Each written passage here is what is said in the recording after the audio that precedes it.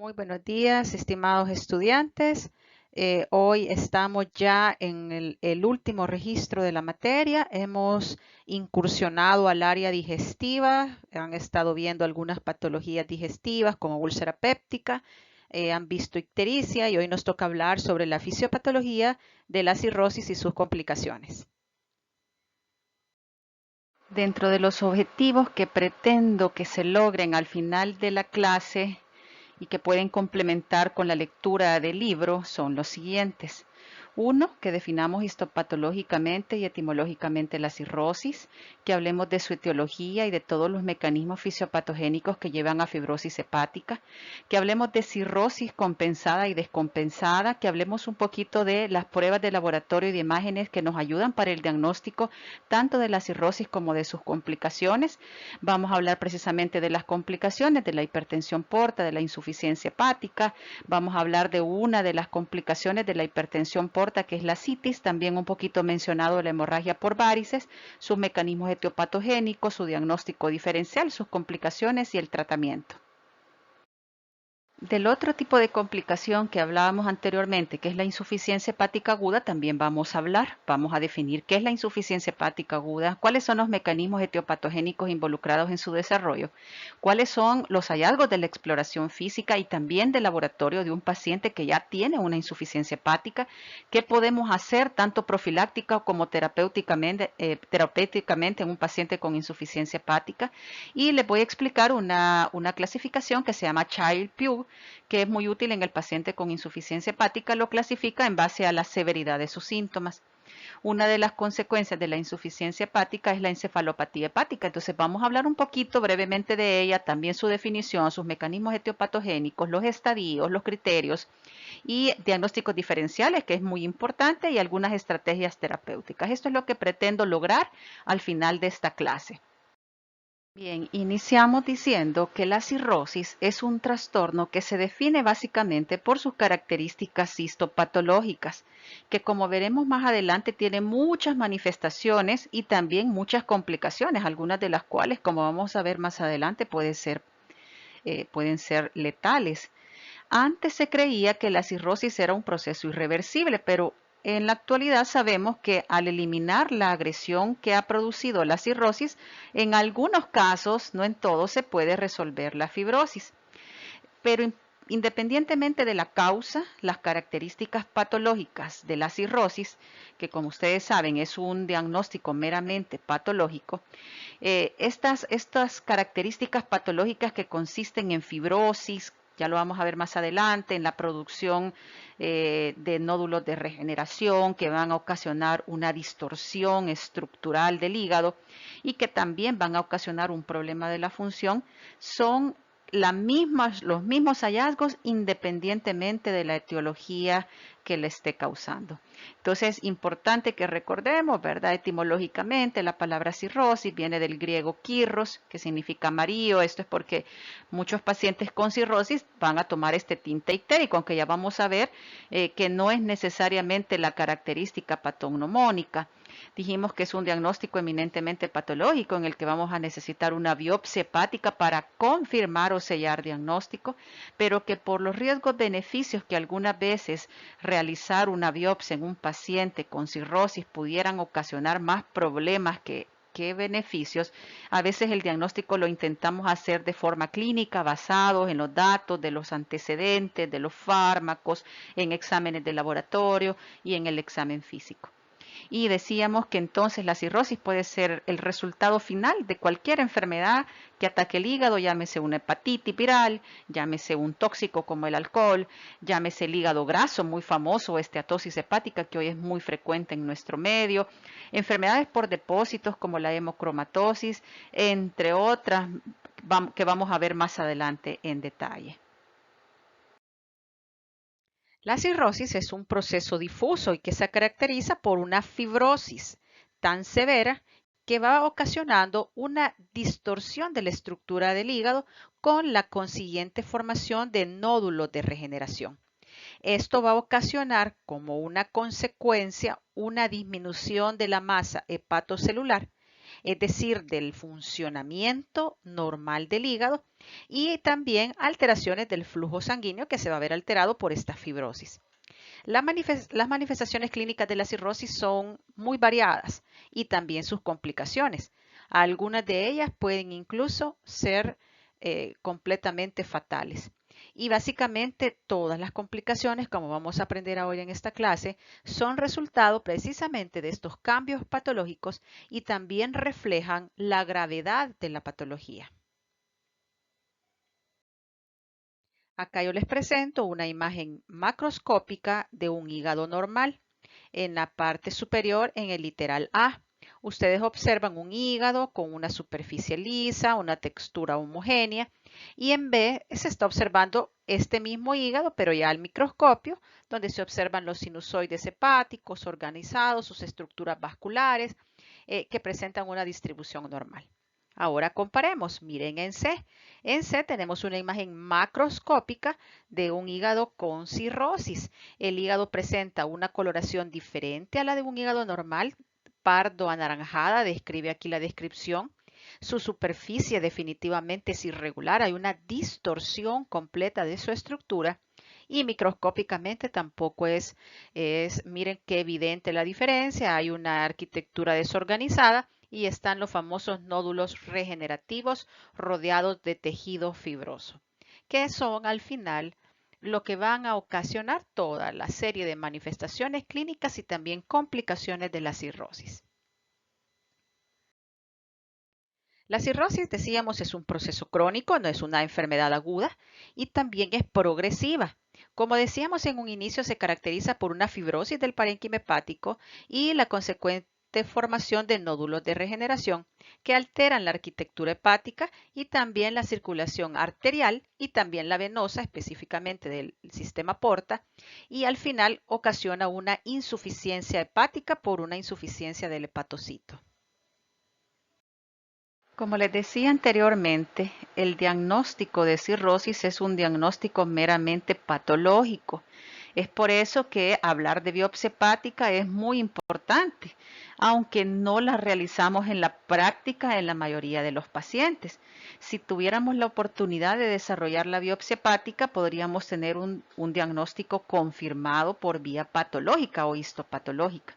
Pero como les decía anteriormente, en la mayoría de los casos, hacemos un diagnóstico clínico, ¿verdad? Basado en anamnesis, examen físico y los datos de laboratorio, así como los antecedentes del paciente, ¿verdad?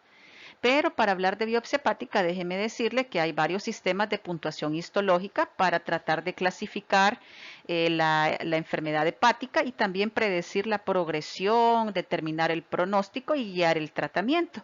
Dentro de estos sistemas de puntuación tenemos la puntuación de Nodel o índice de actividad histológica, la puntuación Metavir y la puntuación Ishak, que es una puntuación de Nodel modificada. De la que nos vamos a estar refiriendo un poquito, es la más frecuentemente utilizada, es la puntuación Metavir, que no es más que un sistema de clasificación semi-cuantitativo que consta de dos puntuaciones, una puntuación de actividad y una puntuación de fibrosis, representada por un sistema de letras y de números. La puntuación de la actividad se clasifica según la intensidad de las lesiones necroinflamatorias que estamos encontrando en esta biopsia y se van a clasificar como lo ven ustedes acá, actividad 0, que significa que no hay actividad necroinflamatoria, a 1 hay una leve actividad necroinflamatoria, a 2 hay moderada actividad necroinflamatoria y a 3 que sería severa actividad necroinflamatoria.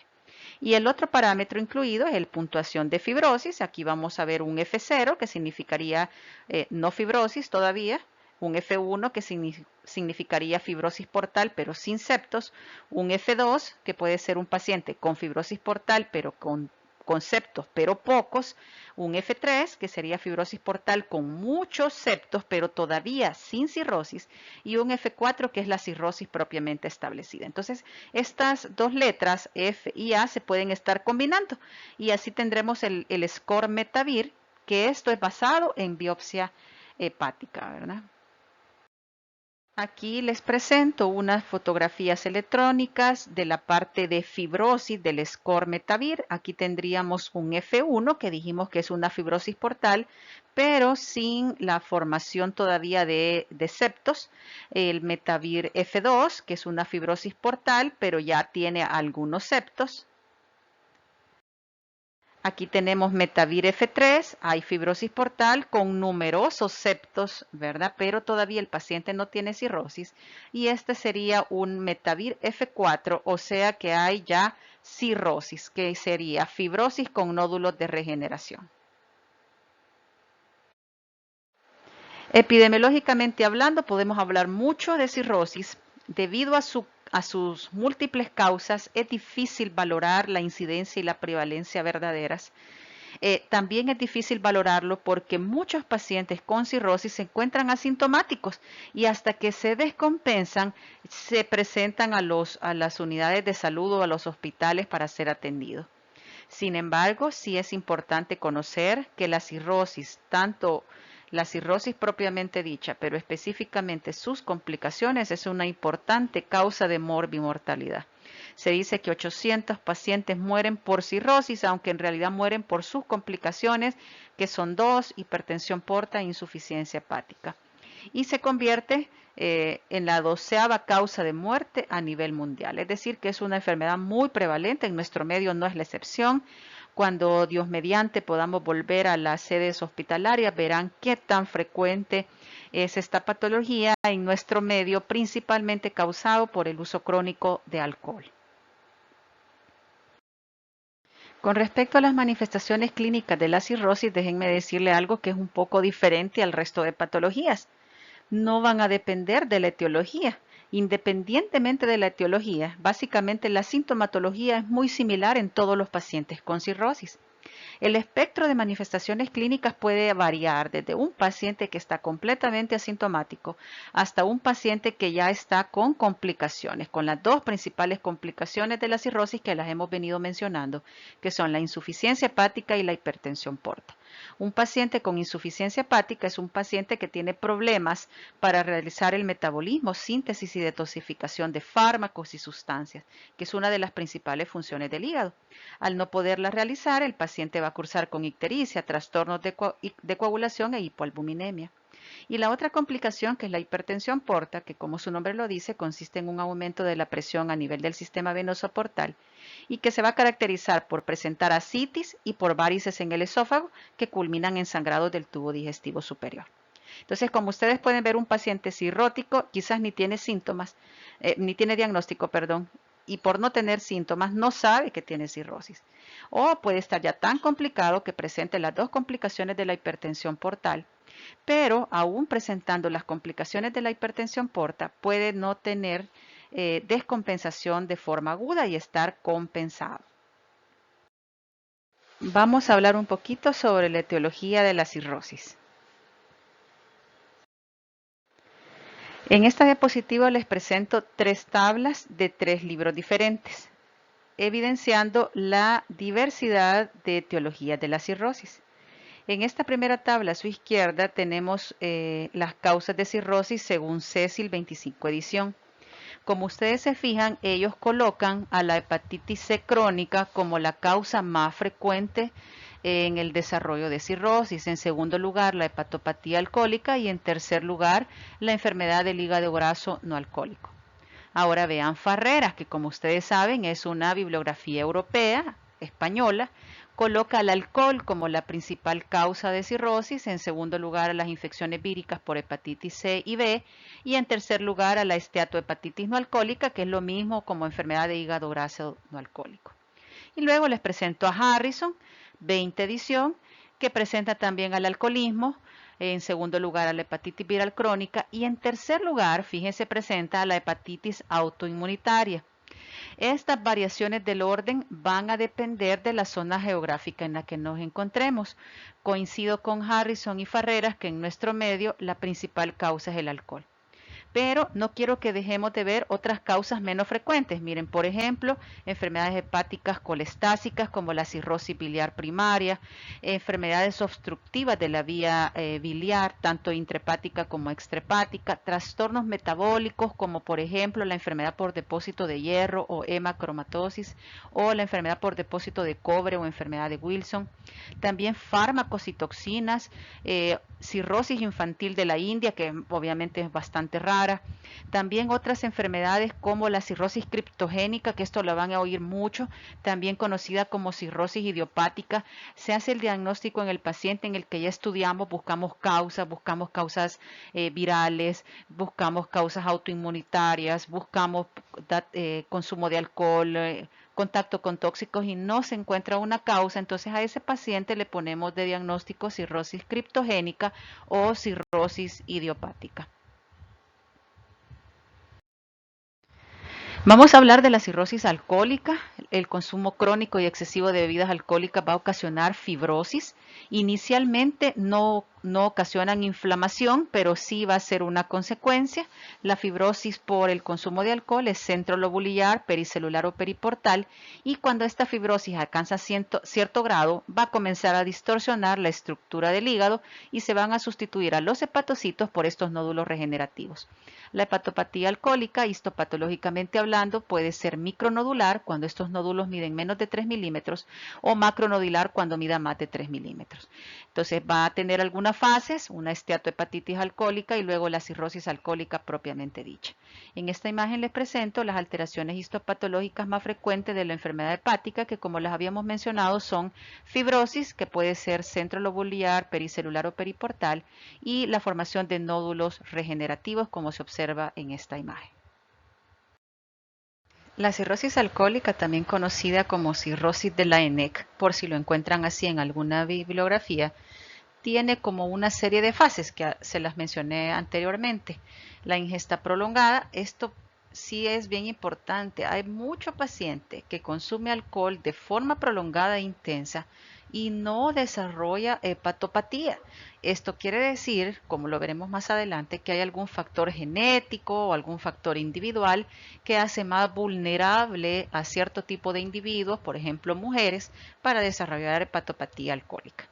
Pero en un paciente que digamos que tenga estas vulnerabilidades o esa conformación genética, va a desarrollar inicialmente un hígado graso, alcohólico, ¿verdad? Por el consumo de alcohol.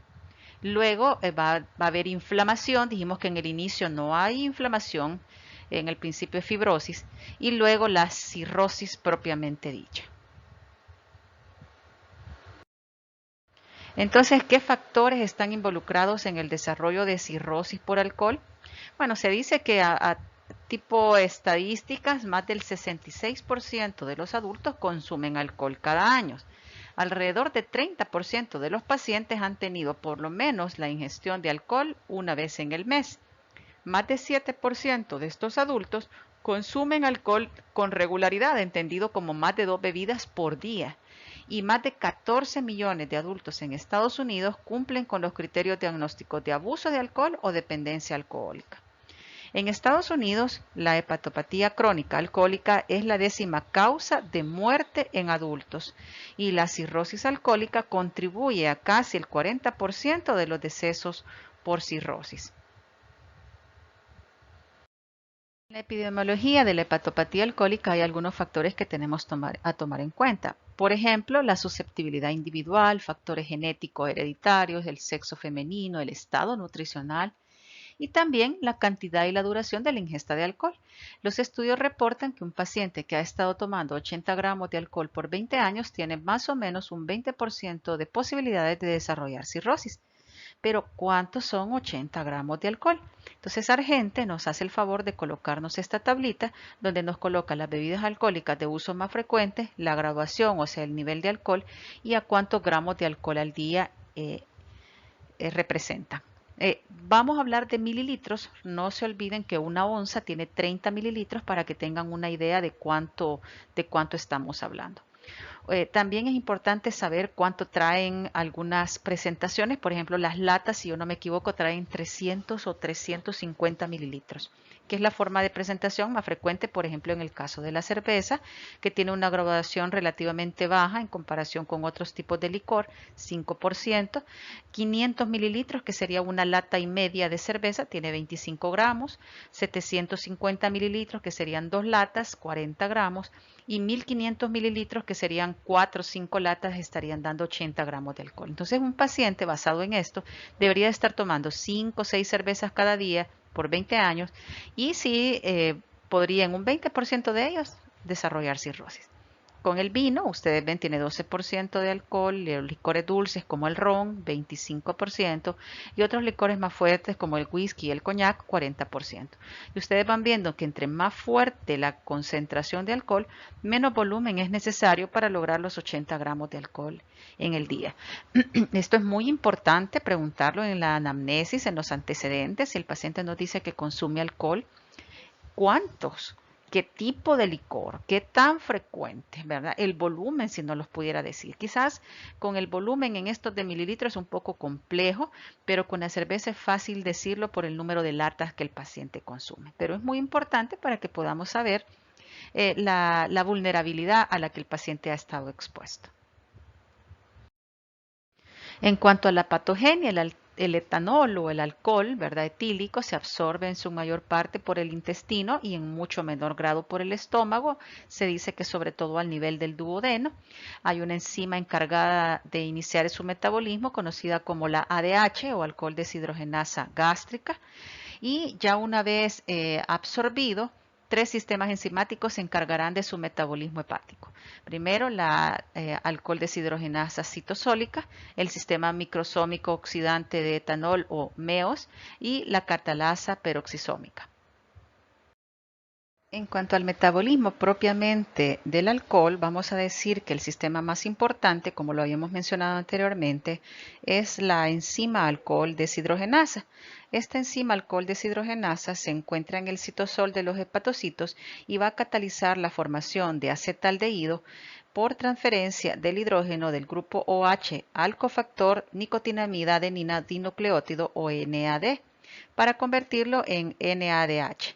Durante la oxidación del acetaldehído a acetato por la enzima aldehído deshidrogenasa, se produce un exceso de este NADH que va a incrementar la relación NADH-NAD y esto tiene efectos en el metabolismo de los carbohidratos y también de los lípidos. Este NADH también interfiere con el transporte de ácidos grasos libres y facilita la formación de ácidos grasos esterificados, ya que los ácidos grasos estarían reaccionando con el alcohol, el cual extrae el hidrógeno número 1 del ácido graso 1 poliinsaturado, lo que lleva a su degradación. El exceso de NADH también limita la disponibilidad de NAD necesario para el transporte de los ácidos grasos libres. El acetato, que ha sido el resultado, se va a incorporar en el ciclo de Krebs como acetilcoenzima A y en caso de no transferirse al ciclo se va a acumular, pudiendo resultar en la producción de cuerpos cetónicos, ocasionando cetonemia y también cetonuria. Hay otro sistema involucrado en el metabolismo del alcohol, como decíamos anteriormente, el sistema MEOS o sistema microsomal de oxidación del etanol. Este es un sistema que es inducible por la participación del citocromo P450, específicamente el CYP2E1 va a cumplir la función metabólica en los microsomas del hígado. Y también hay un tercer sistema que lo mencionábamos, el sistema de peroxisomas de la célula hepática mediante la activación de la catalasa que va a metabolizar el alcohol también a acetaldehído a través de peroxidación en presencia de peróxido de hidrógeno y que luego se transforma en agua. Entonces, esto yo sé que lo vieron allá por fisiología, es importante que lo reconozcamos. Lo más importante quizás es reconocer que el sistema enzimático más importante es el que involucra la alcohol deshidrogenasa.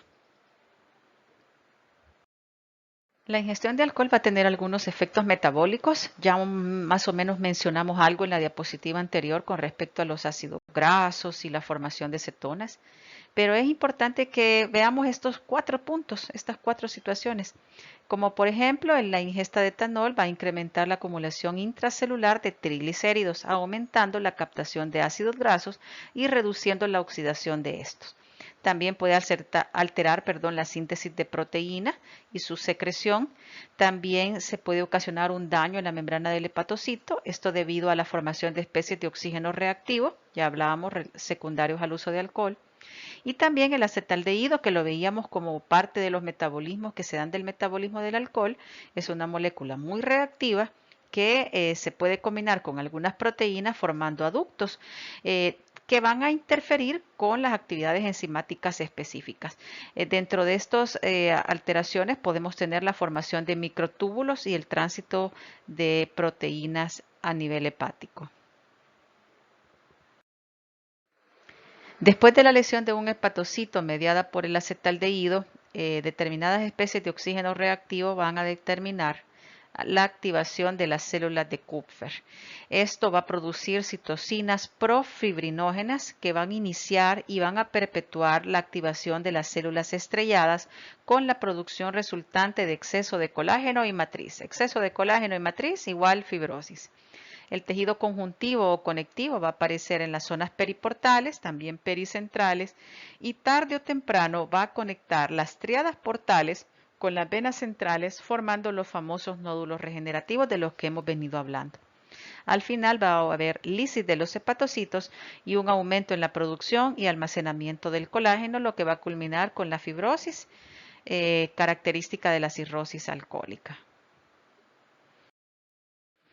En la anamnesis, ¿qué tenemos que preguntarle? Ya lo habíamos mencionado, tenemos que hablar de la cantidad, la duración, los volúmenes de alcohol consumidos. Tenemos que preguntar la presencia de síntomas que pueden ser vagos o no específicos como dolor abdominal, fiebre, náusea, vómitos, diarrea, anorexia o malestar general, que tal vez el paciente los había sentido desde hacía un tiempo y no les había dado la importancia necesaria o no lo había relacionado con el consumo del alcohol. Y también la anamnesis, el examen físico nos ayuda para buscar complicaciones más específicas de la hepatopatía por alcohol, como la presencia de ascitis, edema de miembros inferiores o hemorragia del tubo digestivo superior. Ustedes me dirán, doctora, ¿y cómo podemos ver por examen físico hemorragia del tubo digestivo superior? Bueno, haciendo un tacto rectal y encontrando melenas en la ampolla rectal es una forma de diagnosticar hemorragias del tubo digestivo superior, quizás inactivas, quizás ocultas y que el paciente no se había dado cuenta. Dentro de las manifestaciones clínicas, bueno, buscar la presencia de ictericia, entendida como un aumento de la bilirrubina mayor de 2 a 2.5 miligramos por decilitro, cuyo lugar más frecuente para evaluar es la esclerótica por la presencia de elastina, también el frenillo lingual, pero también puede depositarse en la piel, ¿verdad? Y, sobre todo, y la encefalopatía, ¿verdad? Que eso ya lo vamos a ver más adelante. También en la exploración física, pues podemos encontrar alteraciones en la morfología del hígado, por ejemplo, encontrar un hígado de borde nodular, de consistencia firme, también encontrar un vaso aumentado de tamaño, a lo que llamamos esplenomegalia, eritema palmar, que ustedes lo pueden ver en esta imagen, telangiectasia son angiomas en araña, que son estos vasitos que parecen una arañita en la piel del paciente, sobre todo en el tórax, abdomen. Aumento del tamaño de las parótidas secundario al consumo del alcohol de forma crónica, hipocratismo digital, emaciación muscular o aparición de edema y ascitis, como lo vemos en esta imagen, que son síntomas ya más específicos de una hepatopatía crónica, en este caso de origen alcohólica. También en los varones, por el consumo de alcohol, podemos encontrar una disminución de la distribución del vello corporal, la presencia de ginecomastias y atrofia testicular como consecuencia de las anormalidades hormonales o de un efecto directo del alcohol sobre los testículos. En el caso de las mujeres, la alteración hormonal ocasiona irregularidades menstruales e incluso amenorrea. Estos cambios suelen revertirse al suspender el consumo de alcohol. El tiempo de reversión variará de individuo a individuo. En cuanto al tratamiento, básicamente, si es de cirrosis alcohólica, los pacientes deben de tener abstinencia de alcohol. mejorar su estado nutricional si es que este está deficiente y una supervisión médica para evitar las complicaciones. Ya hablamos de las complicaciones, lo vamos a hablar más adelante, pero si el paciente ya tiene complicaciones como ascitis, edema, hemorragia por varices o encefalopatía, requerirán un tratamiento específico del que vamos a hablar más adelante. Se han intentado algunos fármacos como la pentoxifilina con el objetivo de disminuir la respuesta inflamatoria, disminuyendo la producción del factor de necrosis tumoral alfa y de otras citocinas proinflamatorias. También estudios recientes han utilizado inhibidores del factor de necrosis tumoral alfa por vía parenteral como el infliximab o el etanercept, que inicialmente no han demostrado efectos secundarios, pero no han demostrado que el paciente mejore en cuanto a supervivencia. Y también, como se mencionó adelante, anteriormente, la parte fundamental del tratamiento es suspender el consumo de alcohol. Entonces, se han estado investigando fármacos que disminuyen la avidez del alcohol y el ejemplo que tenemos es el acamprosanto cálcico, que ha tenido una evolución favorable, pero todavía hay estudios en desarrollo al respecto. Bien, vamos a hablar de otra de las causas que mencionamos dentro del listado de la etiología de cirrosis, que es la cirrosis post-hepatitis viral. No voy a hablar mucho en detalle porque tendrán una clase de hepatitis la próxima semana, pero sí decirles que básicamente de los virus involucrados, el virus de la hepatitis B y el virus de la hepatitis C son los que tienden a evolucionar de forma crónica a cirrosis. De hecho, de los pacientes expuestos al virus de la hepatitis C se dice que 80% van a llegar a presentar una hepatitis crónica y de este 80%, 20 a 30% van a desarrollar cirrosis en 20 a 30 años. En Estados Unidos, 5 millones de las personas expuestas al virus de la hepatitis C tienen casi el 90% viremia crónica y a nivel mundial el lugar geográfico que tiene mayor incidencia de pacientes con hepatitis C es Egipto con 170 millones de personas. La hepatopatía crónica por hepatitis C se va a caracterizar por una fibrosis de base portal con puentes de fibrosis y formación de nódulos, que culmina tarde o temprano en la formación de cirrosis. El hígado se encontrará pequeño y retraído. Y en la biopsia lo que vamos a encontrar son las manifestaciones características de una mezcla de cirrosis micronodular y macronodular. Esto quizás sí es importante, ¿verdad? Decíamos que la alcohólica es micronodular más frecuentemente, aunque también puede ser macronodular, pero es menos frecuente. En la cirrosis post-hepatitis viral de tipo C es una mezcla de micronodular y macronodular. Y si se fijan, los cambios patológicos, independientemente del factor desencadenante, son los mismos, ¿verdad? Fibrosis y los nódulos de regeneración. Los pacientes con cirrosis debida tanto a hepatitis C como a hepatitis B van a presentar los síntomas habituales de un paciente con hepatopatía. Como les decía anteriormente, en el caso de cirrosis, las manifestaciones son casi las mismas independientemente de la etiología. ¿Cuáles manifestaciones? Fatiga, malestar, dolor abdominal, sobre todo superior.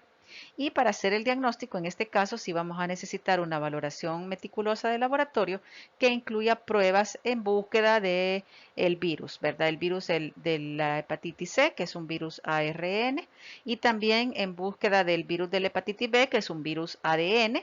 Ahí podemos utilizar el antígeno de hepatitis B, el anti-HBC, el antígeno de hepatitis B, las concentraciones de DNA del virus de hepatitis B para hacer el diagnóstico etiológico, ¿verdad? Del paciente con cirrosis consecuencia de una hepatitis viral. Bien, en el tratamiento de la cirrosis por virus como la hepatitis B y C, no voy a hacer mucho detalle, ya que como hemos dicho anteriormente, van a tener una clase al respecto. Es importante que sepamos que el tratamiento de las complicaciones de la cirrosis gira en torno al tratamiento específico del tipo de hepatitis. En individuos con hepatitis B crónica hay muchos estudios que han demostrado el efecto benéfico del tratamiento antiviral, básicamente eficaces para suprimir el virus, manifestándose por una disminución de las concentraciones del ADN del virus de la hepatitis B ocasionando una mejoría en las características histológicas en la biopsia, disminuyendo la inflamación y la fibrosis. Los fármacos que han ocasionado estos efectos benéficos son fármacos como la lamivudina, el adefovir, la telbibudina, el entecavir y el tenofovir. Algunos de estos utilizados en el paciente con VIH. En el paciente con hepatitis C, el panorama es un poco más sombrío, es un poco más difícil de tratar. En los últimos años, los regímenes terapéuticos con interferón han sustituido el tratamiento antiviral, al revés de lo que sucede en la hepatitis B, y han tenido tasas altas de curación mayores del 95%. Si se fijan, al principio decíamos que es un mito pensar que la cirrosis es completamente irreversible, pero al quitar el efecto agresor puede haber una resolución, tal vez no completa, pero sí una mejoría, por ejemplo, histopatológica. Eso es lo que estamos viendo acá y van a profundizar estos datos en la clase de hepatitis viral. Vamos a hablar ahora sobre la cirrosis post-esteatosis hepática o hígado graso. La esteatosis hepática o hepatopatía grasa no alcohólica es la hepatopatía crónica más frecuente en muchas partes del mundo, incluyendo Estados Unidos. Los estudios de imágenes abdominales, entendidos como la ultraabdominal, demuestran que hasta un 25% de los adultos estadounidenses presentan hígado graso. Estos pacientes en su mayoría niegan el consumo de cantidades perjudiciales de alcohol y es por eso que se les considera que tienen una hepatopatía grasa de origen no alcohólico. Importante destacar algunos factores predisponentes para sufrir esta entidad, como son la presencia de sobrepeso, obesidad, cualquier tipo de resistencia a la insulina y algunos factores étnicos o raciales. Por ejemplo, se dice que el hígado graso es más frecuente en los pacientes de raza negra y en los estadounidenses de orígenes hispanos. La esteatosis hepática no alcohólica, esas son sus siglas en inglés, abarcan un espectro de patología con diferentes pronósticos. Cuando decimos que hay una simple acumulación de triglicéridos en el interior de los hepatocitos, que a esto es a lo que le llamamos la esteatosis hepática, podemos concluir que este es el extremo clínico más benigno del espectro.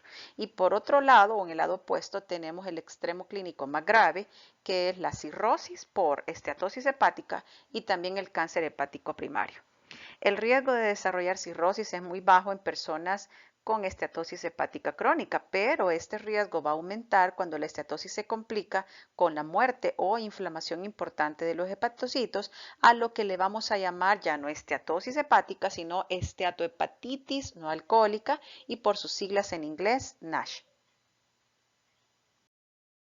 La esteatohepatitis no alcohólica básicamente es determinada mediante imágenes abdominales como una ultraabdominal, donde nos permite determinar los individuos que ya tienen esta esteatohepatitis caracterizado por muerte celular e inflamación.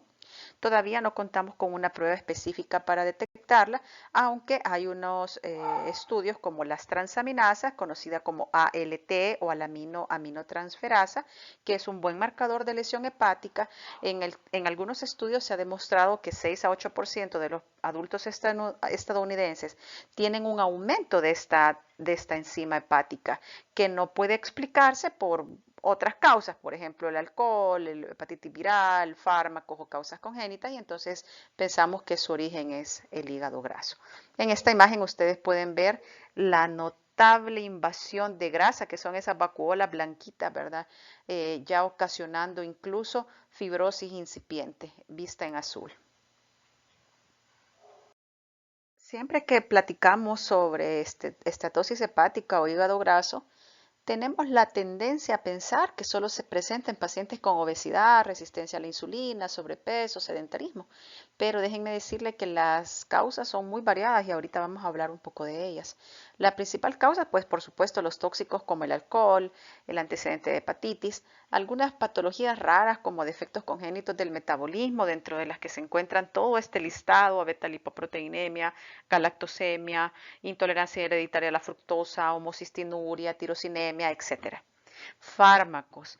Debemos de investigar en anamnesis el consumo de fármacos y yo les menciono algunos que tienen importancia por su uso en nuestro medio, por ejemplo la miodarona, un antiarrítmico muy usado, los estrógenos utilizados como anticonceptivos orales o como terapia de reemplazo hormonal en la menopausia, los glucocorticoides, prednisona, prednisolona, metilprednisolona, utilizados en diferentes patologías, por ejemplo reumatológicas de forma crónica, el tratamiento antirretroviral, ahora muy alta incidencia de pacientes viviendo con el virus del SIDA, VIH, la hidralacina utilizada como un antihipertensivo y el tamoxifeno, una mención especial para este fármaco utilizado en el paciente con remisión de cáncer, lo llegan a tomar por aproximadamente 5 años. Si nosotros tenemos un paciente usando este medicamento de forma crónica por un tiempo tan prolongado, debemos de considerar hacer pruebas hepáticas para valorar un posible desarrollo de hígado graso.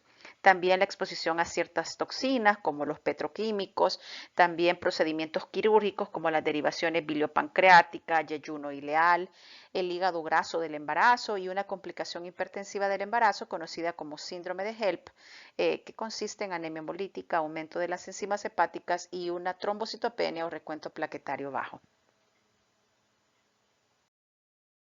Otro tipo de cirrosis que nos puede llevar a cirrosis hepática es la cirrosis biliar. La cirrosis biliar tiene características patológicas diferentes de la cirrosis alcohólica o de la cirrosis poshepatítica, pero sus manifestaciones de hepatopatía terminal al final son las mismas. Básicamente la hepatopatía colestásica es un resultado de lesiones necroinflamatorias, procesos congénitos o metabólicos o compresión externa de las vías biliares. Colestasis no significa más que la detención del flujo de bilis hacia el duodeno y es muy importante saber si esta colestasis es intrahepática o es extrahepática, sobre todo para el tema terapéutico. El signo más frecuente del paciente con colestasis es la ictericia o ese color amarillento debido a aumento de la bilirrubina. Las principales causas de colestasis, la colestasis es un síndrome, puede estar siendo ocasionada por cirrosis biliar primaria, por colangitis autoinmune, colangitis esclerosante primaria o ductopenia idiopática del adulto. Todas estas patologías comparten las mismas manifestaciones de colestasis crónica, estasis de colato, depósitos de cobre, transformación santomatosa de los hepatocitos y fibrosis biliar irregular. Y van a ser distinguidas entre ellas algunas veces por la clínica, algunas veces por anticuerpos, por datos de la colangiografía y la presentación clínica.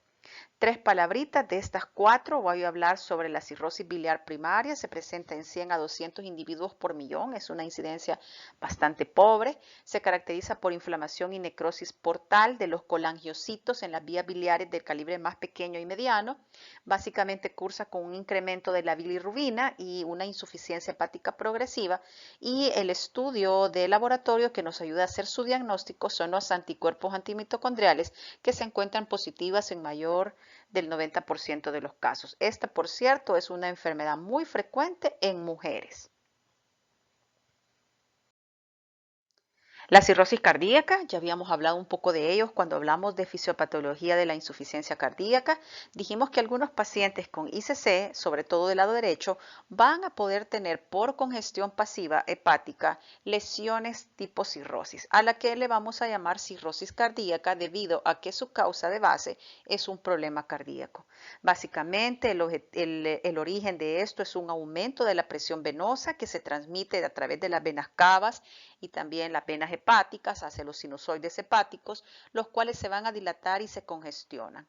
El hígado aumenta de tamaño y es por eso que el paciente con ICC puede tener una hepatomegalia dolorosa, se edematiza y esta congestión pasiva prolongada y la isquemia relativa a la circulación deficiente va a ocasionar necrosis a nivel hepático y al ocasionar necrosis, la consiguiente fibrosis pericentral. La fibrosis puede extenderse hacia la periferia del óvulo hasta que ocurre una fibrosis de distribución similar a la que causa la cirrosis y por eso se le llama cirrosis. Cirrosis cardíaca. Si ustedes recuerdan, aquí les traigo una imagen de un hígado de estasis, conocido morfológicamente como el hígado en nuez moscada. Si no saben qué es la nuez moscada, vayan a revisar la cocina de su mamá y ahí van a encontrar una especie que se utiliza para hacer algunas salsas y darle un sabor típico a algunos atoles, que se llama la nuez moscada. Esta es la imagen de la semilla de donde sale y su característica es muy similar, ¿verdad?, al hígado congestivo y por eso se le conoce como hígado en nuez moscada. Creo que en patología pudieron haber visto una muestra de este tipo de hígado. Cuando lo vean, recuerden a la cirrosis cardíaca y este es su mecanismo fisiopatogénico. Bueno, la cirrosis cardíaca, los signos que el paciente van a tener son inminentes de una insuficiencia cardíaca. Cuando examinemos el abdomen tendrán un hígado firme y aumentado de tamaño, doloroso normalmente. Van a tener aumentos de la fosfatasa alcalina que se van a ir incrementando en forma característica y las aminotransferasas o transaminasas que habíamos hablado previamente, que están muy aumentadas en el hígado graso, por ejemplo, pueden estar normales o un ligero aumento, pero tienen una característica y es que la aspartato aminotransferasa por lo general está más alta que la alanino aminotransferasa y es poco probable que los pacientes con cirrosis cardíaca lleguen a presentar complicaciones tan graves como hemorragia por varices o encefalopatía. Eso es muy importante, ¿verdad? Si yo les pusiera en el examen, el paciente con cirrosis cardíaca a menudo desarrolla hemorragia por varices en el esófago y encefalopatía, la respuesta es falsa. Vamos a hablar entonces, vamos a entrar de lleno ya a las complicaciones de la cirrosis. Bueno, las complicaciones de la cirrosis las hemos venido mencionando a lo largo de la clase, creo que ya las tienen un poquito claras los que han estado escuchando este audio. Son básicamente dos: la hipertensión portal, que es una complicación muy importante de la cirrosis descompensada y que se va a caracterizar por dos entidades: la presencia de ascitis y la presencia de varices esofágicas con su hemorragia correspondiente. Y la otra complicación grave es la disfunción hepatocelular o una alteración en la función, que lo que va a originar es una insuficiencia hepática que va a estar caracterizada por aumento de los niveles de bilirrubina, lo que llamamos ictericia, trastornos de coagulación y una disminución de la función del hígado, por ejemplo, en el producir albúmina. Entonces vamos a tener hipoalbuminemia. Entonces acá en este esquemita sacado de Harrison 20 edición, la cirrosis, independientemente de su etiología, postviral, posthepatitis grasa, fármacos, posalcohol, va a culminar en algunos casos en las dos principales complicaciones: hipertensión porta, insuficiencia hepática. La hipertensión porta, que va a ocasionar ascitis, hemorragia, varicosa en el esófago, y la insuficiencia hepática, encefalopatía por acumulación de algunos productos de desecho y la ictericia. Y en el caso de la ascitis se puede subcomplicar con una peritonitis bacteriana espontánea y un síndrome hepatorrenal, de los que vamos a hablar un poquito a continuación. Entonces la hipertensión porta, como lo vimos y lo mencionamos, se define como una elevación del gradiente de presión venosa hepática mayor de 5 milímetros de mercurio. Como ustedes recuerdan, el sistema venoso portal básicamente drena la sangre de las vísceras como estómago, intestino, vaso, páncreas y vesícula biliar. La vena porta se forma por la confluencia de las venas mesentérica superior y de la esplénica. Es por eso que el vaso va a estar muy comprometido en el paciente con hipertensión porta. ¿Qué es lo que sucede? La sangre sin oxígeno del intestino va a drenar a la vena mesentérica superior junto con la sangre de la cabeza del páncreas, el colon ascendente y una parte del colon transverso. Por su lado, la vena esplénica drena el vaso, el páncreas, se une a la mesentérica inferior, que trae sangre del colon transverso y de la porción descendente del colon y también de los 2/3 superiores del recto. Esta figura solo pretende recordar las relaciones anatómicas, ¿verdad?, entre vaso, páncreas, vena porta, entre otras. Entonces aquí tenemos el duodeno. Aquí tenemos el páncreas, aquí tenemos la vena esplénica, aquí tenemos la vena porta, en este caso tendríamos la arteria hepática también, la arteria hepática común, y aquí estaría el hígado, ¿verdad? Entonces, definitivamente si hay una congestión, si hay fibrosis que está condicionando un aumento o una retención también del flujo venoso a nivel hepático, esto va a tener repercusiones en el vaso, miren. ocasionando por supuesto la famosa esplenomegalia, que ya la vamos a ver, y también tiene una relación con las venas del esófago, que va a ocasionar la dilatación varicosa, ¿verdad? Que también es muy importante como su complicación. Entonces, la hipertensión portal va a ser causada por una combinación de principalmente dos factores hemodinámicos que están ocurriendo de forma simultánea. La primera es un aumento de la resistencia intrahepática al paso del flujo sanguíneo por el hígado como consecuencia de la fibrosis y de los nódulos regenerativos. Y el segundo mecanismo es un incremento del flujo sanguíneo esplácnico, es decir, a las vísceras, consecutivo de la vasodilatación que está sucediendo en este lecho vascular. La hipertensión porta es la causa directa de las dos principales complicaciones bastante temidas de la cirrosis, como son las hemorragias por varices en el esófago y la ascitis, de los cuales tenemos dos ejemplos en imágenes acá. La presión del sinusoide hepático es lo que aumenta en el caso de la cirrosis. La vasculatura intrahepática, que está acá en el lado normal, que más o menos ronda entre 3 a 5 milímetros de mercurio. Cuando esta arquitectura está distorsionada, ya dijimos por la fibrosis, por los nódulos regenerativos, va a aumentar la resistencia intrahepática, generando un aumento de la presión a nivel de la vena porta, lo que le llamamos hipertensión porta. Esplenomegalia, aquí está el vaso, aumenta la presión también en la vena esplénica, y colaterales portosistémicas que llegan al esófago, ¿verdad? El gradiente de presión en las venas hepáticas excede los 5 milímetros de mercurio, y las complicaciones aparecen cuando este gradiente sobrepasa los 10 a 12 milímetros de mercurio. La hipertensión porta, de acuerdo al sitio de la lesión que está ocasionando el aumento venoso portal, se puede clasificar como prehepática, ocasionado por trombos de la vena porta, esplénica o una esplenomegalia masiva, como en el síndrome de Banti, o las causas hepáticas, que por cierto son las más frecuentes y que a su vez se pueden subdividir en presinusoidales, sinusoidales y posinusoidales.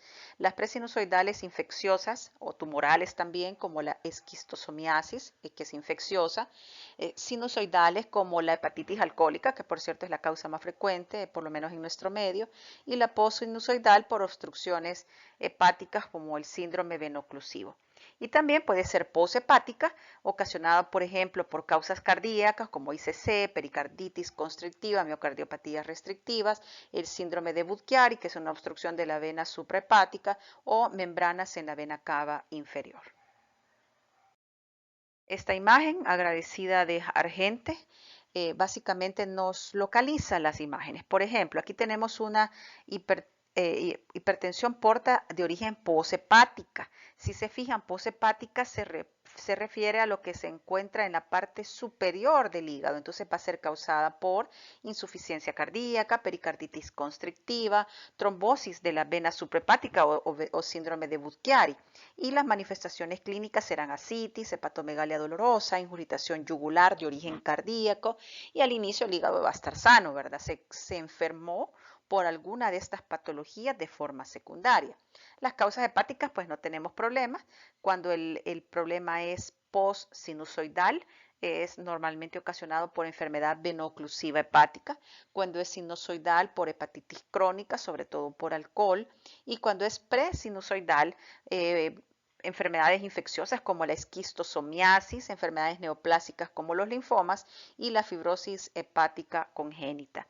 En este caso, las características, miren, serán más de circulación colateral, también ascitis, hepatoesplenomegalia, el paciente tendrá varices esofágicas, se complica con hemorragia digestiva, y en este caso el hígado está enfermo desde el inicio, ya que su causa es intra o hepática. Y la hipertensión porta prehepática, que da la impresión de que es antes de llegar al hígado, es causado por trombosis de la vena porta, por trombosis en la vena esplénica, por compresiones extrínsecas o por invasión tumoral. En este caso, el paciente cursará con esplenomegalia, hemorragia digestiva por varices, no tendrá ascitis ni tendrá circulación venosa complementaria, pero su hígado estaba sano al principio y a raíz de estas condiciones se va complicando.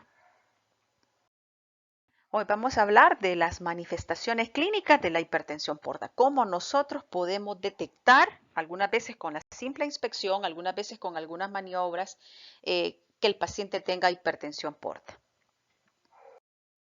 De la primera manifestación clínica que vamos a hablar es de la circulación venosa complementaria. Básicamente, esta sucede por una alteración en la circulación venosa profunda por la apertura de vasos que normalmente deberían ya de estar colapsados con el objetivo de desviar la sangre al sistema venoso central sin pasar por el hígado. Estos vasos que deberían estar colapsados son predominantemente la vena umbilical, que es una red venosa colateral formada por la mesentérica inferior y las hemorroidales, y la vena coronaria estomáquica a través de las gástricas cortas y las venas esofágicas, que son las que nos forman las famosas varices en el esófago. Entonces están abiertas estas dos venas que deberían estar colapsadas y esto nos va a ocasionar esa red venosa colateral que vemos en el abdomen y las varices en el esófago. Si nosotros encontramos un paciente con estas alteraciones, decimos que tiene circulación abdominal complementaria o colateral. Si se fijan, son dos tipos diferentes. En uno, el ombligo está libre y parten de la región umbilical, pero se extienden ascendiendo hacia el hemiabdomen superior y la base del tórax. Este sería el modo cava inferior. Y tenemos el modo portal, conocido también como cabeza de medusa, donde básicamente a partir del ombligo comienzan a salir toda la red complementaria formando esa cabeza de medusa que, por ejemplo, se pueden acordar del logo del Starbucks, ¿verdad? Que es donde podemos ver esta imagen. Estos son los dos tipos de circulación venosa complementaria subcutánea que vamos a ver en nuestro paciente con hipertensión porta. La otra complicación que la podemos observar al examen físico es la ascitis. La ascitis se define como una acumulación de líquido en la cavidad abdominal. La causa más frecuente es la hipertensión porta, pero no es la única. También causas malignas o infecciosas, tumores, peritonitis bacteriana espontánea. Y fisiopatológicamente hablando, se debe a un aumento de producción de la linfa en el sinusoide hepático. Hay un hiperflujo de sangre secundario a la vasodilatación, lo que genera la producción de prostaglandinas y glucagón. Hay una respuesta inadecuada de las arteriolas esplácnicas a la angiotensina 2 y a la vasopresina, ocasionando también vasodilatación en vez de vasoconstricción, aumentando la resorción de sodio en el túbulo contorneado proximal por hiperaldosteronismo secundario, y también hay una disminución del aclaramiento del agua libre. Todos estos mecanismos fisiopatogénicos explican la formación o la acumulación de líquido en la cavidad abdominal. La cirrosis se complica con hipertensión porta, el paciente está vasodilatado, sobre todo a nivel de las vísceras o vasodilatación esplácnica. Esto ocasiona dos grandes efectos, un aumento de la presión esplácnica y un llenado arterial insuficiente. Esto va a ocasionar, por un lado, aumento en la formación de linfa en los sinusoides hepáticos, con la consiguiente formación de ascitis y expansión del volumen plasmático. Y por el lado del llenado arterial insuficiente, la activación de vasoconstrictores y antinatriuréticos ocasionando retención de sodio y generando también una expansión del volumen plasmático. Los pacientes con ascitis van a tener o van a notar un incremento progresivo del perímetro abdominal que a menudo se acompaña también de edema periférico, es decir, en miembros inferiores. Los pacientes, por lo menos, cuando ya comienzan a percatarse que tienen líquido libre en su abdomen, ya tienen acumulado entre 1 y 2 litros de líquido en la cavidad abdominal. Si el líquido ascítico es masivo, puede ocasionar compresión o elevación del diafragma, lo que puede causar disnea e incluso por algunos mecanismos el líquido del abdomen pasarse al pulmón y ocasionarnos un hidrotórax de origen hepático.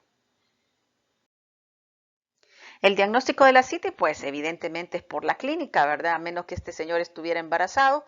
La otra posibilidad es que tenga ascitis o que tenga una masa, ¿verdad? Y los estudios de imagen, como por ejemplo una ultra, nos ayuda a ver aquí el líquido libre, ¿verdad? Cómo se ve hipoecogénico. Los pacientes clínicamente tendrán los flancos abombados, pueden tener onda ascítica o presentar la matidez cambiante, aunque cuando la ascitis se encuentra tensa o a tensión o está notablemente aumentado de forma reciente, a veces está muy duro, ¿verdad? Y vamos a necesitar hacer una paracentesis descompresiva o terapéutica. La paracentesis no es más que un método o un procedimiento médico en el que nosotros introducimos un catéter en este lado donde está señalado para sacar o drenar este líquido excesivo. Cuando sacamos solo una porción de ese líquido para evaluar sus características químicas, le llamamos paracentesis diagnóstica. Cuando sacamos 3, 4, 5 o quizás un poco más de líquido de acá para descomprimir, mejorar la disnea del paciente, le llamamos paracentesis terapéutica. Acá les presento una imagen donde se está realizando una paracentesis. Quizá yo podría decir que diagnóstica, ya que el médico no tiene un catéter con una bolsa de drenaje donde va a sacar mucho líquido, sino que su objetivo al parecer es solo extraer una pequeña cantidad de líquido acítico para mandarlo a estudio. Debemos de saber que la cantidad de albúmina que se encuentra en el líquido acítico normalmente es menor de 1 gramo, pero no necesitamos saber solamente la cantidad de albúmina que se encuentra en el líquido acítico, sino que hacer una comparación entre la albúmina de la sangre o de suero y la albúmina del líquido acítico. Esta relación se conoce como gradiente albúmina-suero-ascitis y si es mayor de 1.1 gramos por 100 mililitros, se cree que la causa es una hipertensión porta, lo que lo está ocasionando, pero si el gradiente albúmina-suero-ascitis es menor de 1.1 gramos, se pueden considerar como diagnóstico diferencial enfermedades infecciosas o tumores. Las varices esofágicas son la otra complicación, aparte de la citis. Ya explicamos más o menos cómo se forman por una relación de aumento de presión a nivel del sistema venosa porta que va a repercutir, ¿verdad?, en la vena esplénica, en las gástricas cortas. Básicamente el gradiente de presión venosa necesario para que éstas se rompan debe de andar entre 10 y 12 milímetros de mercurio. 33% de los pacientes con cirrosis confirmada tienen varices esofágicas. Su método de diagnóstico es la endoscopía y en caso de no poderlo hacer también un TAC o resonancia magnética que confirma los cambios hepáticos que indicarían que las varices en el esófago son debidos a una patología hepática crónica. Para entender un poquito lo que sucede acá, tengo esta imagen que muestra la circulación venosa profunda en la hipertensión portal. Aquí tenemos la vena porta y cómo el aumento de presión va a estar repercutiendo en el vaso, en las gástricas cortas, ocasionando un aumento de la presión también a nivel de la vena ácigos, a nivel de la vena cava superior, a nivel de la vena coronaria estomáquica y del plexo periesofágico varicoso. Y eso es lo que origina que se formen las varices, sobre todo en el tercio inferior del esófago. ¿Y qué es esto, doctora? Bueno, esto es un mecanismo, yo le diría, de tortura. Se ocupa como un medio para detener la hemorragia por varices, que es muy profusa, masiva, difícil de controlar. Como la causa no es gastritis, no es otra cosa, no se puede controlar con fármacos. Entonces, básicamente nos limitamos al tema de la presión y como no podemos meter la mano para hacer presión sobre las varices del esófago, introducimos estos balones que se inflan, por eso tienen estas estructuras aquí para introducirles aire. Se meten en el paciente a través de la nariz. Este es el balón, aquí les señalo el balón que va en el estómago y evidentemente este es el balón que va en el esófago. Primero se insufla el balón del estómago con 200 milímetros de 200 ml, perdón, y luego se insufla el balón del esófago con la cantidad de aire necesario para subir el esfigmomanómetro hasta 30-40 milímetros de mercurio. Evidentemente esto causa muchas molestias, incluso a uno como médico no le gusta colocarla, como les digo, es algo de tortura para el paciente, pero cuando no tenemos otras opciones terapéuticas como la esclerosis, etcétera, no nos queda más remedio que utilizar. Se conoce como sonda de balones o sonda de Sense-Taken-Blakemore y se utiliza todavía aún en las emergencias del Hospital Sacamil, del Hospital San Rafael y del Hospital Rosales. Aunque pedagógicamente les deseo que tengan la oportunidad de verla, el sufrimiento que ocasiona para el paciente es tan alto que uno no quisiera hacer esto, pero es necesario. solo se utiliza en el sangrado por varices esofágicas, es decir, que antes de meterle esta sonda a un paciente debemos de estar 100% seguros que el sangrado que tiene el paciente es por varices en el esófago. De lo contrario, no colocamos la sonda de balones. Y ustedes pueden ir a buscar un video, colocación de sonda de balones, y ahí pueden ver toda la técnica. No es el objetivo de la clase, pero es importantísimo que conozcan las opciones.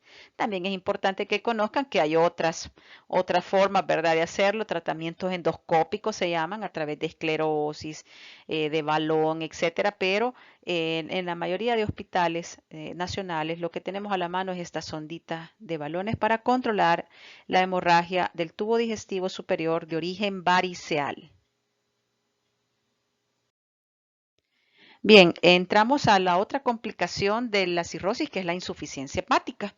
Y en la insuficiencia hepática lo que vamos a tener, como su nombre lo dice, es una disminución de la funcionalidad del hígado. Y entonces, al disminuir su función, vamos a tener problemas con la detoxificación de sustancias.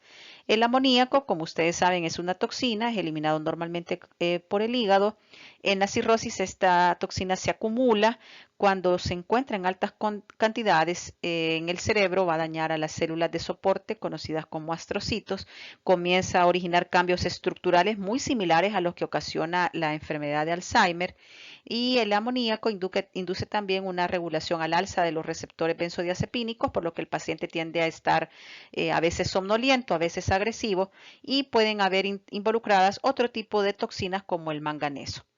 Básicamente, esta es una disfunción encefálica causada por una insuficiencia hepática debido a las derivaciones portosistémicas o ambas, derivadas también de la hipertensión porta.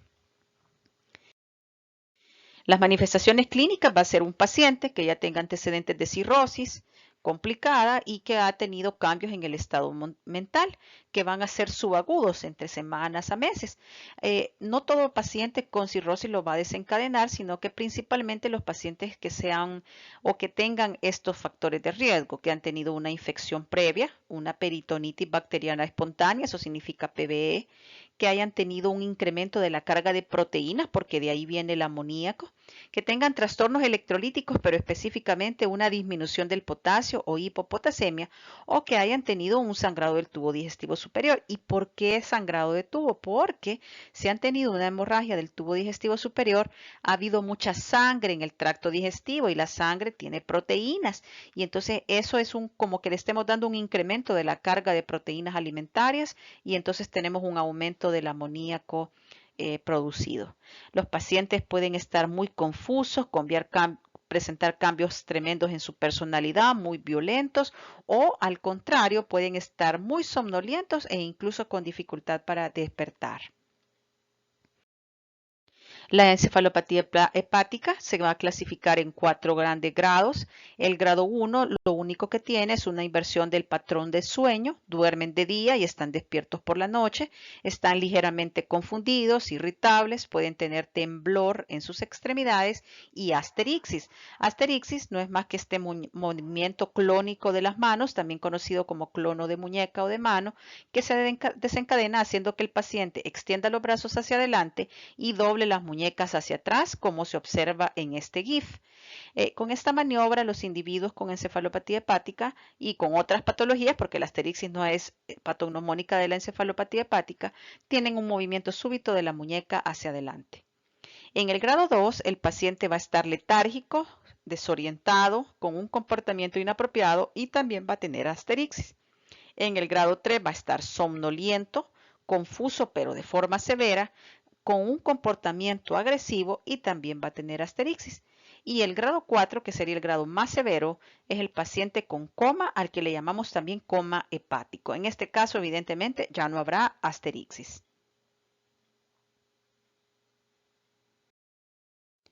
Otra consecuencia o complicación de la cirrosis es el aumento del tamaño del vaso, ya vimos, por una congestión de la vena esplénica. Y acá un concepto muy importante. Ojalá que todavía hayan llegado hasta acá en el video, pero esplenomegalia e hiperesplenismo no son lo mismo. Esplenomegalia no es más que un aumento del tamaño del vaso, que ustedes ya lo vieron con doctora de Rodríguez, ¿verdad? Las maniobras de Merlo, la maniobra de Nageli, la variante de Middleton, la posición de Schuster para poder evaluarlo. Pero a veces la esplenomegalia no cursa con un aumento de su función, solo es una esplenomegalia. Pero si aparte de estar grande tiene también un aumento de su función, se llamará hiperesplenismo. Dentro de las funciones del vaso se encuentra la destrucción de las plaquetas y de los glóbulos rojos viejos y también de los glóbulos blancos que ya no se utilizan. Por tanto, si esta función del vaso está incrementada o exacerbada, el paciente va a cursar con anemia, leucopenia y trombocitopenia. Si yo les pregunto en el examen, ¿son características del hiperesplenismo? La respuesta es anemia, leucopenia y trombocitopenia. No es lo mismo esplenomegalia que el hiperesplenismo. Esplenomegalia es solo un aumento del tamaño del vaso. Hiperesplenismo implica un aumento de la función del vaso. Aquí está la palpación del vaso bimanual desde la derecha del paciente. Cuando con esta maniobra no estamos muy claros, podemos hacer maniobras a la izquierda del paciente, por ejemplo en esta, donde el médico está sentado en la camilla del paciente haciendo la famosa maniobra de Merlo, mientras el paciente se encuentra en decúbito lateral intermedio. Y esta, que es la otra, muy frecuentemente la hacemos, la maniobra de Nageli, también el paciente en decúbito lateral intermedio y cambia la posición del médico. Si se fijan, él ya no está sentado y tiene una rodilla flexionada con la que está intentando empujar ligeramente el reborde costal para empujar un poquito el vaso y que sea mejor palpable.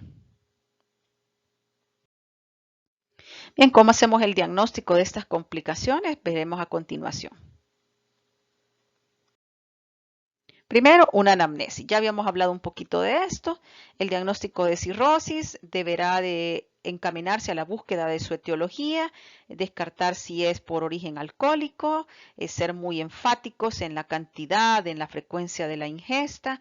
Si está sintomático, pues podría ser un cirrótico que ni siquiera sabía que lo tenía y está compensado.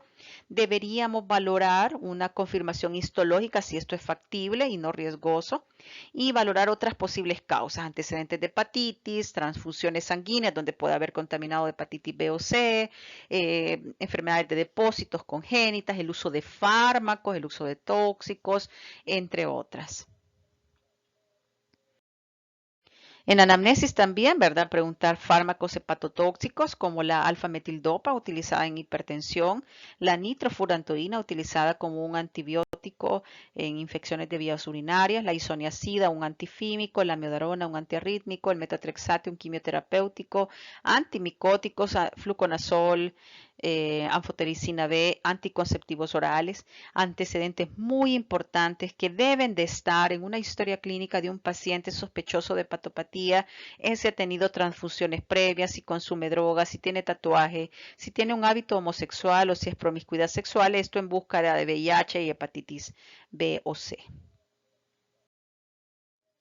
En anamnesis también, importante antecedentes familiares de hepatopatías, busquemos una causa genético-hereditaria y preguntemos e investiguemos síntomas inespecíficos que a veces no tienen relación con el motivo con el que el paciente ha llegado, pero en la revisión por sistemas tal vez podríamos encontrar que el paciente tiene dolor en el hemiabdomen superior, lo que se conoce como dispepsia, flatulencia, anorexia, dolor abdominal, debilidad muscular, pérdida de la libido, impotencia y amenorrea en la mujer. Estos serían síntomas inespecíficos pero sospechosos de una hepatopatía crónica.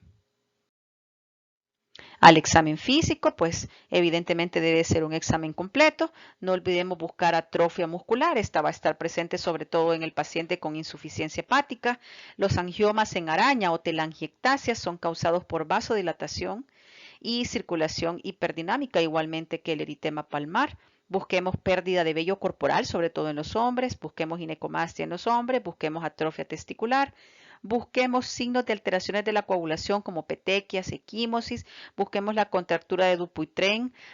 Si no saben cómo esto es en la mano, es una contractura más o menos a nivel del cuarto tendón. Pueden buscar una imagen en internet para que la puedan ver. Vamos a encontrar al examen de abdomen un hígado de consistencia aumentada, firme, nodular. Vamos a encontrar esplenomegalia y por supuesto podemos encontrar circulación venosa complementaria en abdomen, ya sea vena cava inferior o portal, y ascitis. En los exámenes de laboratorio hay varios tipos de exámenes importantes, por supuesto una ultrasonografía para valorar la morfología hepática, la presencia de ascitis, el tamaño del vaso, pero también pruebas de laboratorio como las que indican necrosis hepática, como las transaminasas, ya habíamos hablado de ella, la aspartato aminotransferasa y la alanino aminotransferasa.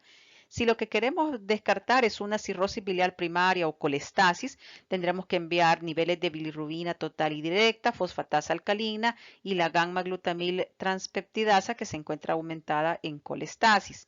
Si lo que necesitamos ver es función hepática, entonces vamos a mandar tiempo de protrombina, porque ustedes saben que la cascada extrínseca de la coagulación está dada por los factores de coagulación producidos en el hígado, el 2, 7, el 9 y el 10. Entonces, el tiempo de protrombina que está determinado por estos factores es un buen ejemplo de la función de la producción de estos factores de coagulación. Igualmente, la albúmina es una proteína producida predominantemente en el hígado. Si se encuentra disminuida, pues podemos indirectamente saber que la función hepática está restringida. Y la hipergamma-globulinemia compensadora. También el hemograma nos puede mostrar anemia. Si la anemia es ferropénica, es decir, por pérdida de hierro, podríamos estar ante un paciente que está teniendo sangrados digestivos ocultos. Y si es megaloblástica, entendida como glóbulos rojos aumentados de tamaño, es la característica del paciente con hepatopatía. Si tenemos pancitopenia, que eso lo vemos en el hemograma, disminución de la hemoglobina, disminución de los glóbulos blancos, disminución de las plaquetas, podemos sospechar hiperesplenismo y las plaquetas normalmente deben de estar mayores de 150.000 y en el hiperesplenismo evidentemente están menores de 150.000. Otros exámenes de laboratorio que tenemos que enviar son aquellos destinados a buscar la etiología. Esto si la causa no está clara. Si es un paciente alcohólico crónico, pues evidentemente la causa es alcohólica, pero habrán muchos pacientes en los que nos niegan el consumo de alcohol. Entonces tenemos que buscar causas virales, entonces descartemos con anticuerpos y antígenos para hepatitis B y C, mandemos ceruloplasmina para diagnosticar la enfermedad de Wilson, enviemos transferrina y ferritina en el caso que estemos pensando en una enfermedad de depósito de hierro, como la hemocromatosis, mandemos los anti-SLA buscando hepatitis autoinmune o mandemos anticuerpos antimitocondriales como decíamos en la cirrosis biliar primaria. También los estudios de imágenes, yo le había mencionado, una ecografía vital, que vamos a ver en la ecografía, morfología hepática, tamaño esplénico y presencia o no de ascitis. El TAC y la resonancia nos dan información un poquito más detallada, por ejemplo en resonancia, el perfil nodular del hígado, si es micronodular, macronodular, hígado pequeño, esplenomegalia y la presencia de vasos colaterales intraabdominales. ¿Y una endoscopía para qué, doctora? Para descartar que el paciente no tenga varices en el esófago y si las tiene de forma preventiva evitar sangrados y complicaciones. Un poquito del tratamiento, vamos a hablar generalidades básicamente. Tres palabritas con respecto al tratamiento. Esto no es objetivo de la clase de fisiopatología, pero va de la mano al entender que un paciente tiene varices esofágicas por un aumento de la presión en el sistema venoso porta. ¿Cómo lo voy a manejar? Entonces, importante que las varices esofágicas, cuando no han presentado hemorragia, pueden tener un tratamiento de tipo médico. Aquí utilizamos aún ahora en la actualidad los beta bloqueadores no selectivos como el propanolol a una dosis de 20 miligramos 2 veces al día, con el objetivo de reducir la presión portal, induciendo una vasoconstricción esplácnica, disminuyendo el flujo venoso portal y disminuyendo la presión arterial media a nivel de esta zona. También al disminuir esto podemos disminuir el riesgo de ascitis. En el caso de la hemorragia por varices ya habíamos hablado de medidas de presión como la sonda de balones o sonda de Sengstake-Blakemore, pero también puede usarse un manejo médico con un fármaco conocido como el octreotide, que es un análogo de la somatostatina y que se ha visto también que disminuye la hemorragia varicial. En el caso de la citis puede ser tratada no farmacológicamente con restricción de sal y en el caso que esto no funcione usar diuréticos de asa o ahorradores de potasio de asa como la furosemida a dosis de 40-80 miligramos dependiendo del caso y espironolactona a dosis desde 25 hasta 100 miligramos dependiendo del caso. La peritonitis bacteriana espontánea, que es un tipo de infección que se da en el contexto de un paciente con ascitis, debe de ser manejada con antibióticos. Idealmente debemos evaluar ese líquido ascítico y ver qué tipo de microorganismo. Pero en algunos casos debemos de dar tratamiento empírico y el tratamiento empírico ideal es la ceftriaxona. Y en el caso del paciente con encefalopatía hepática, pues tenemos que tratar de mantener una dieta baja de proteínas, evitar que tenga estreñimiento, esto también para evitar el tema de la estasis de heces en el intestino, que también puede predisponer a la encefalopatía, y si el paciente está teniendo muchos trastornos de su comportamiento, manejarlo con opiáceos y con sedantes.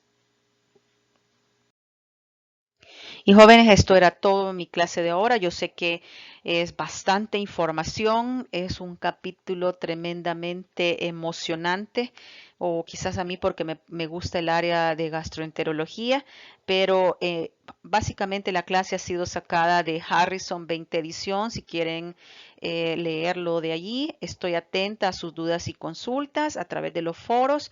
La próxima semana con mucho gusto, porque ya esta semana está por terminar.